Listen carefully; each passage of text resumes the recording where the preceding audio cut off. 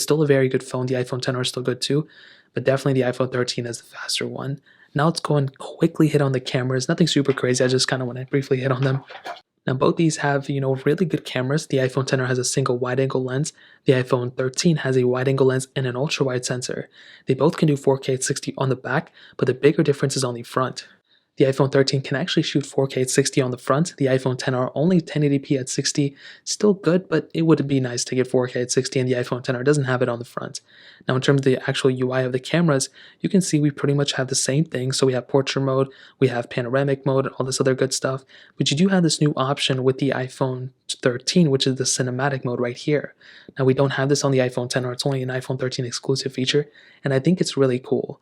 But I still think with, photos and videos, you're still going to be probably using the stock photo app and all this stuff, and this is still a really cool feature for sure. Now with the iPhone XR, this camera is still very good. I've had very few complaints with it. You can't, zoom out and zoom in as much as something like an iPhone, 12 Pro or iPhone 13 Pro. But even with this specific difference, the iPhone 13 has that ultra-wide sensor. So you can zoom out a lot more on the iPhone 13 than on the XR. The photos and everything still look great, but that is a pretty big thing to keep in mind. Now with the iPhone 13, like I said, you have that ultra-wide sensor, so you can zoom out a lot more on something like this phone than on the iPhone XR. Is it a crazy big deal? It really depends on how you look at it. I think the zooming in capability and everything is still great, but I love having an ultra-wide sensor, and it definitely is worth it, as well as the camera improvements, so these photos and videos are going to look better. Cinematic mode is also a pretty cool thing. So ultimately, you're getting a much better camera sensor on the iPhone 13 than on the iPhone XR.